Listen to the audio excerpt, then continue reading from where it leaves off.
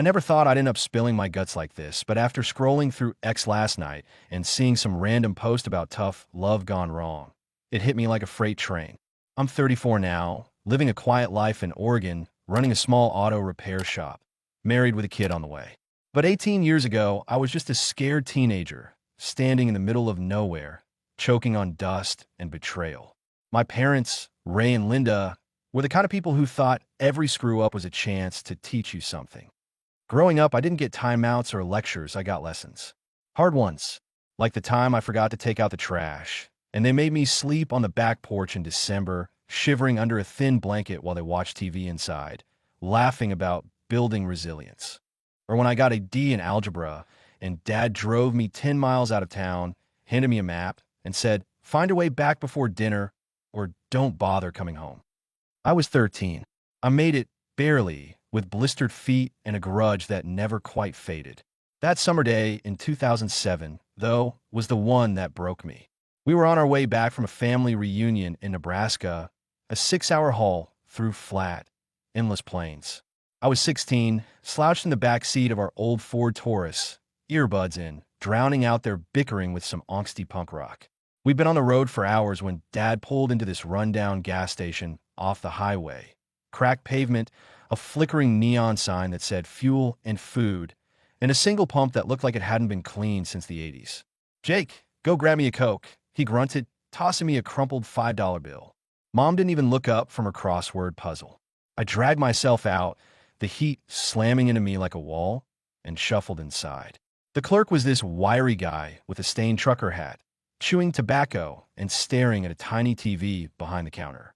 The cooler hummed loud enough to drown out my thoughts as I grabbed the Coke and handed over the cash. Took maybe 5 minutes, tops. When I stepped back outside, the car was gone. I blinked against the sun, thinking maybe Dad had pulled around to the other side of the lot. But no, the Taurus was nowhere. I scanned the horizon and caught the glint of its dented bumper disappearing down the highway. My stomach dropped. I stood there, Coke sweating in my hand, the bottle slippery against my palm, watching those taillights shrink into the distance. My phone, a shitty flip model with about 10 minutes of battery left, buzzed in my pocket. A text from Mom. "Let's see how you handle this one, tough guy." Problem solving 101. No smiley face, but I could hear her smug tone through the screen. I called Dad. Voicemail. Mom. Voicemail. Over and over, until the battery died and the screen went black. I was stranded 200 miles from home, with $3 in change and a warm soda. The clerk must have seen me pacing outside because he poked his head out and asked, "You all right, kid?" I muttered something about my parents being assholes and asked if there was a bus stop nearby. 10 miles east, he said, pointing down a dusty road that stretched into the heat haze. "Better start walking before it gets dark."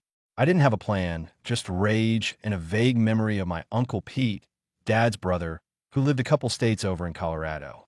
We'd never been close, but he'd always been the black sheep, left the family after some blowout fight years before I was born. I found his number scribbled in an old address book once and memorized it, just in case. Standing there, I decided just in case was now. I used the gas station's grimy payphone, dropped my last quarters in, and dialed. Pete picked up on the third ring, his voice gravelly from years of smoking. "Who the hell's this?" I told him everything, where I was, what they'd done. He didn't say much, just stay put. "I'm coming." Then the line went dead. For hours later, Pete rolled up in a beat-up Chevy pickup, the kind with rust eating through the fenders and a bumper held on with duct tape. He was a big guy, bearded, wearing a faded flannel despite the heat. "Get in," he said. "No questions, no lectures." I climbed in, still clutching that damn Coke bottle, and we drove in silence for a while. Finally, he asked, "They do this kind of shit a lot?" I nodded, spilling out years of stories. Sleeping outside, the map incident, the time they made me eat off the floor for spilling milk because wasteful kids need to learn. Pete just listened, his jaw tightening with every word. "You're done with them," he said. Not a suggestion, but a fact. "You're staying with me." My phone, plugged into his ancient car charger, lit up with text from Mom. "Where are you? You better not be pulling something stupid. Your father's furious." I didn't reply. Pete glanced over and said, "Turn it off. They don't get to know where you are anymore." So I did.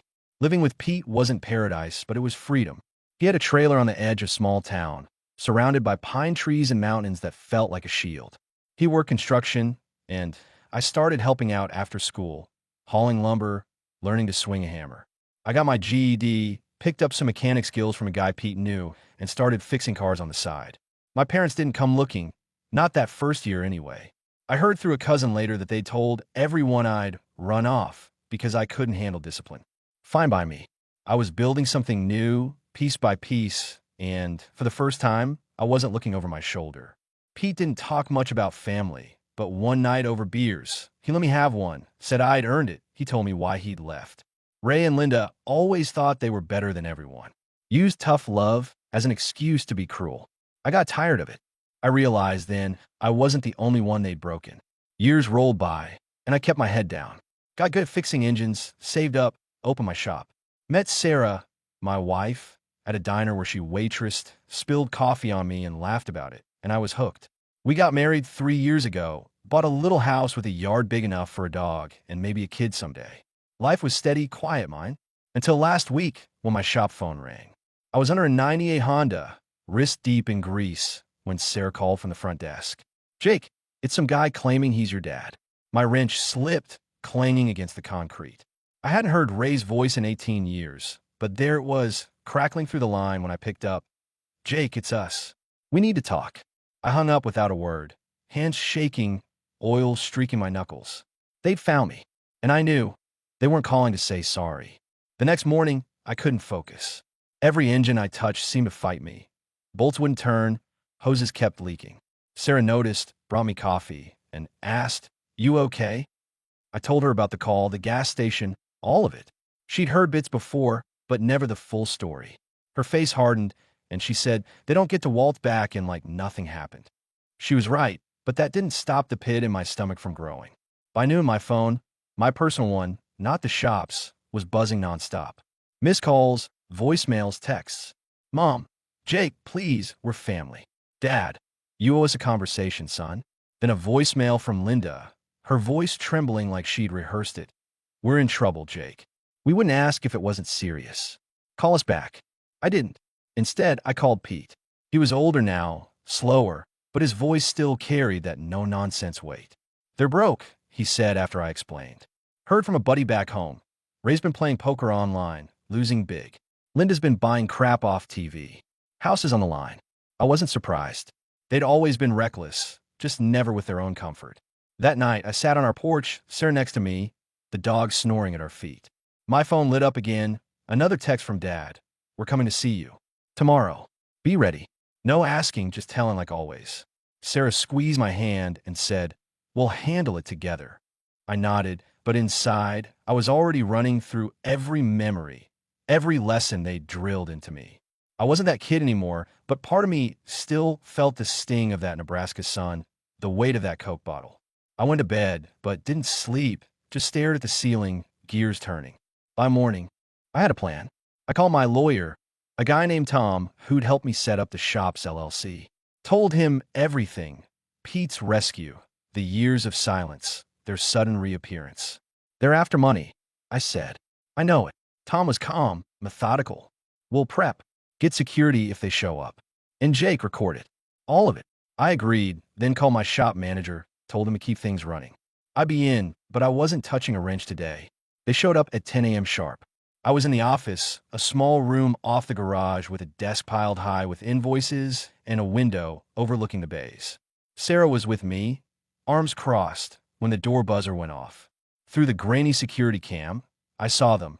Ray in a faded plaid shirt, Linda in a knockoff designer coat, both looking like they'd aged 30 years, not 18. They marched in like they owned the place, Mom clutching a purse that probably cost more than their mortgage payment. Jake, she gasped, rushing forward like she'd hug me. I held up a hand, stopped her cold. Sit, I said, pointing to the 2 folding chairs I'd set out. Dad glared but sat, his guts spilling over his belt. This how you treat your parents after all this time?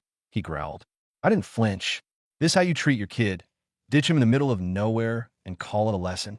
Linda's eyes welled up, but I'd seen that act before. We were young, she whimpered. We made mistakes. I laughed, sharp and bitter. Mistakes don't last 16 years. They laid it out quick. House in foreclosure, $80,000 deep in debt. No savings. Dad tried the guilt angle. We raised you, put a roof over your head. I cut him off. A roof? I slept outside half the time. What do you want? Linda jumped in, voice soft. Just a loan, honey. To get us back on our feet. You got this nice shop. Surely you can spare something? I leaned back, pulled out my phone, hit record, and set it on the desk. Say that again, I said. They froze, eyes darting to the device. Dad's face reddened. You're recording us? Damn right, I said.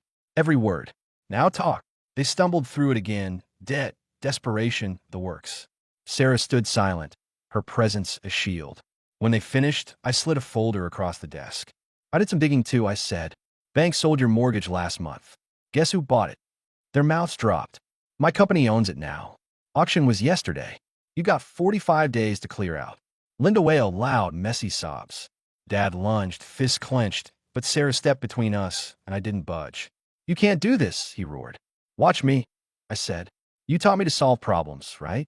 This is me solving one. Security, two guys I'd hired from a local firm, came in, escorted them out as they screamed about lawsuits and ingratitude. I watched through the window, phone still rolling, until their car peeled out of the lot.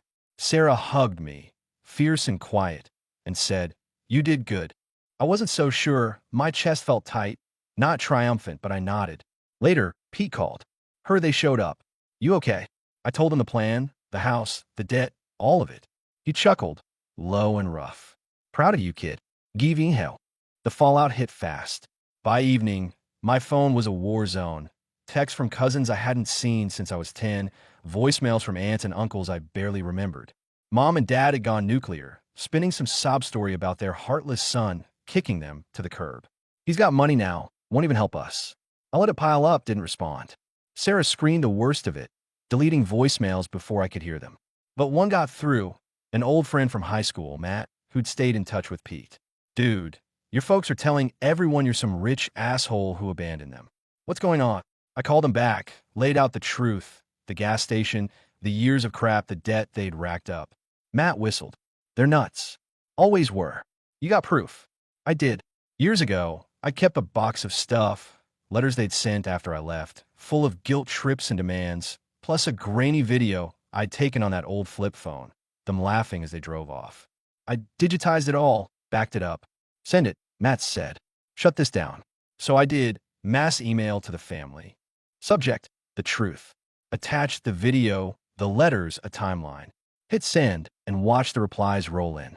Most were silence. A few were apologies. Next morning, I drove to the house, my house now legally. It sat on a quiet street in Nebraska, paint peeling, yard overgrown. I'd hired a crew to start clearing it next week, but I wanted to see it first. Walked through the rooms, memories hitting like punches. The corner where I'd slept after lessons. The kitchen where Linda once made me scrub the floor with a toothbrush for talking back. It smelled like mildew and regret. My phone buzzed, Dad again. I answered this time, cold. What? He was slurring, drunk. You think you're hot shit, huh? Ruining us. You ruined yourselves, I said. I just bought the pieces. He ranted. Called me a traitor, a failure. I hung up, blocked the number. That afternoon, I met Tom at his office. We filed papers to expedite the eviction. 30 days now, not 45. They'll fight, he warned. They've got nothing, I said. Let them try. A week later, they did. Showed up at the shop again, this time with a lawyer. A greasy guy in a cheap suit who waved a stack of papers and claimed I'd coerced them into debt. Sarah called security while I recorded, calm as ever. The lawyer blustered about lawsuits. Dad yelled about family loyalty. Linda just cried, clutching that damn purse. Security hauled them out, lawyer included. Tom called an hour later, laughed when I told him. They've got no case. It's bluster. Keep the tapes. I did. That night, Sarah and I sat down, planned the next step. The house wasn't worth much, but the land was. I'd sell it, use the cash to expand the shop, maybe start a scholarship for kids like me, one stuck with parents who'd rather break you than build you up. You're not them, Sarah said, reading my mind. Never will be. I kissed her, grateful, and started sketching out the future. Pete came by the shop a few days later, leaned against a workbench, and watched me swap a carburetor. They're staying with your cousin now, he said, whining to anyone who'll listen. I shrugged. Let them. I'm done running. He grinned, clapped my shoulder. Good. You're tougher than they ever were. That stuck with me. Toughness wasn't leaving a kid in the dust. It was surviving it, building from it. My phone stayed quiet after that. Family chatter dying down. The video had done its job. I focused on the shop, on Sarah, on the life we were making. But I kept a box of proof, just in case. The house came down on a crisp October morning. I'd sold it to a developer friend, Mike, who planned a strip mall. Nothing fancy, just practical. He'd offered a good price, and I'd funneled half into the shop, half into that scholarship idea, now taking shape with a local nonprofit. I didn't go watch the demolition, didn't need to. Mike sent me a video. Bulldozers tearing through the walls, dust clouding the air, Mom's old flower beds flattened. I watched it once, felt nothing, deleted it. Pete called after. Heard it's gone. You good? Yeah, I said. Better than good. And I was. The shop was humming. 3 bays now, for mechanics under me. Sarah was 6 months pregnant, glowing even when she complained about swollen feet. We named the kid already, Evan, after Pete's middle name. Life felt solid, earned. Then last night, it cracked open again. I was closing up, sweeping the garage, when a car pulled in, an old sedan, rattling like it was on its last legs. Dad climbed out alone. No Linda, no lawyer, just him, thinner than I'd ever seen, eyes bloodshot. Jake, he croaked, hands up like he was surrendering. I just want to talk. I gripped the broom, kept my distance. Shop's closed. Say it and go. He shuffled forward, voice low. We're in a motel. Lost everything. Linda's sick, diabetes bad. I know we fucked up, but we're your blood. I stared, waiting for the guilt to hit. It didn't. You've got 5 minutes, I said, leaning the broom against the wall, arms crossed. He rambled, sob story about medical bills, gambling debts, how they'd meant well all those years. We thought we were making you strong, he said, tears streaking his face. We were wrong. I'm sorry. First time I'd ever heard that word from him. I let him finish, then said, You done? He nodded, hopeful. I pulled a card from my wallet, local shelter's number. Handed it to him. They help people in your spot. Apply there. I'm not your bank. His face crumpled. Jake, please, no, I cut in. You don't get to ditch me, then cash in when it suits you. Go. He stood there, card shaking in his hand, then turned and drove off, tailpipe coughing smoke. I locked up, went home, told Sarah. She hugged me tight. You gave him more than he deserved, she said. Maybe. Didn't feel like enough. Or too much, just final. Next day, I got a call from the nonprofit. Scholarship was funded. First round opening next spring, $5,000 for trade school, aimed at kids escaping rough homes. Named it Road Out, simple and to the point. Felt better than any revenge. Pete stopped by, brought a 6-pack, toasted the news. You turned their mess into something good, he said. That's winning. I clinked my bottle to his, grinned. Damn right. Family stayed quiet after that. Guess Dad's visit was their last shot. I didn't care. Shop's busy, Evan's coming soon, and I've got no room for ghosts. They taught me to survive. I taught myself to live. That's the end of it, or the start, depending on how you look. 18 years is a long time to bury something, but Ray and Linda had a knack for digging up graves.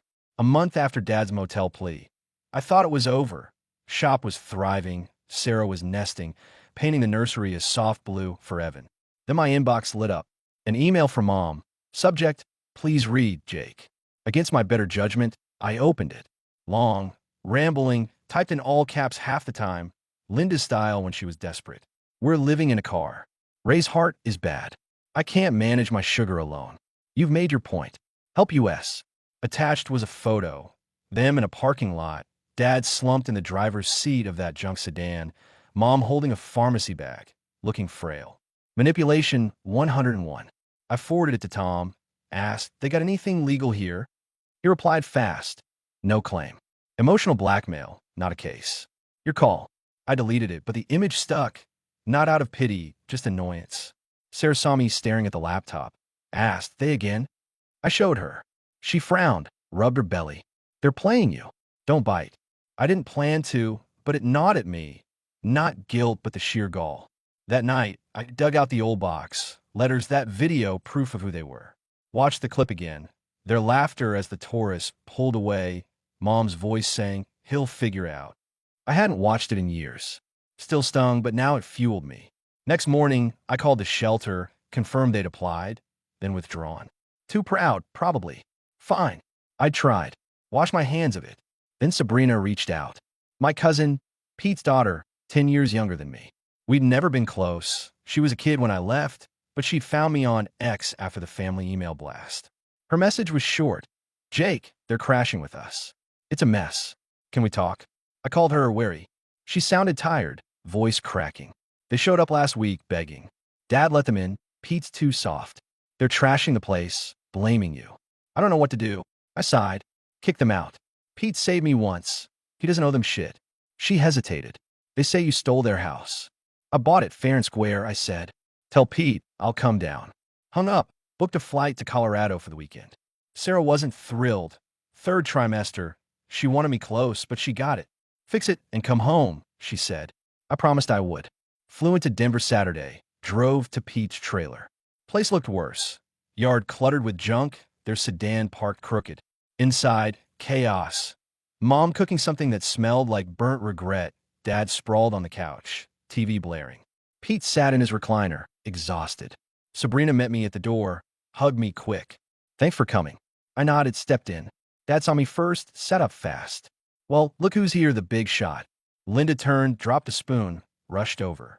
Jake, thank God. I cut her off. I'm not here for you. Pete, what's going on? He rubbed his face. They wouldn't leave. Said they're family. I glared at them. Family doesn't pull this. You got no right here. Dad stood, shaky. You owe us. I owe you nothing. I snapped. You're out by tomorrow, or I call the cops.